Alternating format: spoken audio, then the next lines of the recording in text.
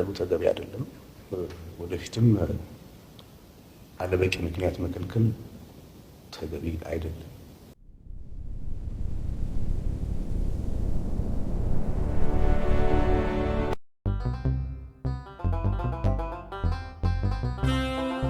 መቼም የኛ ነገር ከሳት ከውሃው ነው።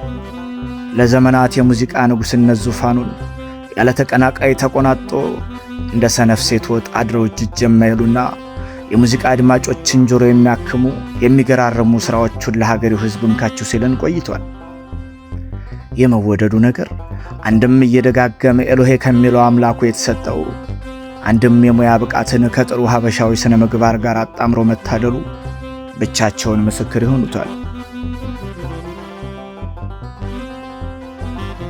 እንደ ጥሩ የሥጋ ዘመድ እየተናፈቀ ብቅ ማለቱን ተክኖበታል። ለነገሩ እንደ ብዙሃኑ የሀገሬው አቀንቃኝ በየሳምንቱ ዘፈን እየያዘ ቢዘልቅስ የእሱን ረቂቅ ሥራዎች የምንሰለችበት ምን ቅዋለን? ንጉሡ የዋዛ ሰው አይደለም። ሁለመናውን በጥበብ ዘይት ተወልሎ በፈለገበት ሳይሆን አስፈላጊ በሆነበት ወቅት ብቻ ከተፍ የሚል ያልተወራለት ወልይ ነው። ከላይ የተቸረው አራት አይና ብዕርም ቢሆን ሲሻው ወደ ትናንት በታሪክ ተጉዞ ክብር የሚሻውን በክብር የሚያሽሞነሙን ሲለው ደግሞ በትንቢት ክንፉ ወደ ነገ ተመንጥቆ ነገን በምናብ እያስቃኝ አጃኢብ የሚያሰኝ እውነትም አራት አይና ብዕር። አሬ እሱ ብዕር ለጉድ ነው።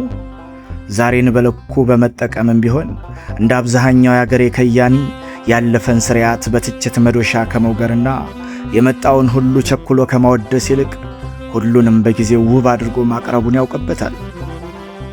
በል ሲለው ጃ ያስተሰርያል እያለ ከባለቀን ሥርዓት ጋር ሲጋፈጥ ያሳየናል።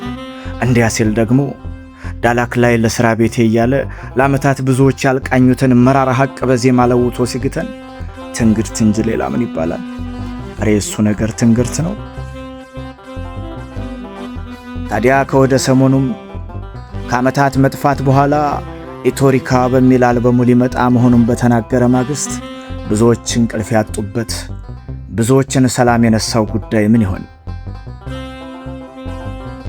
ከረዳት ፕሮፌሰር ነብዩ ባዩ ግራ ተጋብቶ ግራ የሚያጋባ ሉባልታ እስከ አቀናባሪ ተብየው ካሙዙ ካሳ በበታችነት ስሜት የተዝለፈለፈ ተራ የቡና ወሬ እስከዚህ ድረስ የደረሰው ከሰዎቹ ትችት በላይ የአልበሙን መውጣት ለማብሰር ከአርቲስት ቲቪ ጋር የተያዘው የመግለጫ ቀጠሮ እስከ መሰረዝ ያደረሰው ያልተገለጠው ረቂቅ ሚስጥርስ ምን ይሆን?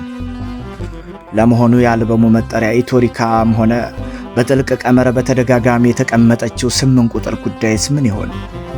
በወርሃ ሚያዝያ ማለትም በ8ኛው ወር በ8ኛው ቀን በ8ኛው ሰዓት በ2018 ዓመተ ምህረት ምናልባትም በአልበም ታሪክ ውስጥ ለመጀመሪያ ጊዜ በሚባል መልኩ በአንድ አልበም ውስጥ 18 ትራኮችን ያካተተ ሥራ ግሩም ነው። ይሄ ሁሉ ነገር የተጠና ረቂቅ ምስጢር ወይስ ተራ የነገሮች ግጥምጥሞች?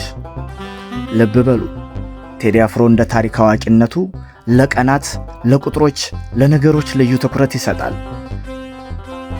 እንደ መንፈሳዊ መጽሐፍት ትርጓሜ ደግሞ 7 ቁጥር የፍጥረት ማብቂያ ተደርጎ ሲወሰድ፣ በተቃራኒው 8 ቁጥር ደግሞ እንደ ትንሣኤና አዲስ ጅማሬው ምሳሌ ተደርጎ ይወሰዳል። በሌላ በኩል ደግሞ 8 ቁጥርን ወደ ጎን ዘመም አድርገን ስናያት ዘላለማዊነትን ታመለክታለች። ታዲያ ንጉሡ በትንሣኤ ማግስት በእነዚህ የ8 ቁጥር ረቂቅ ምስጢሮች ብቅ ማለቱ ተራ አጋጣሚ ይሆን? ሐሳባችሁን በኮሜንት አስቀምጡልን። ቻናሉን ሰብስክራይብ፣ ቪዲዮውን ላይክ እና ሼር ማድረግ አትርሱ።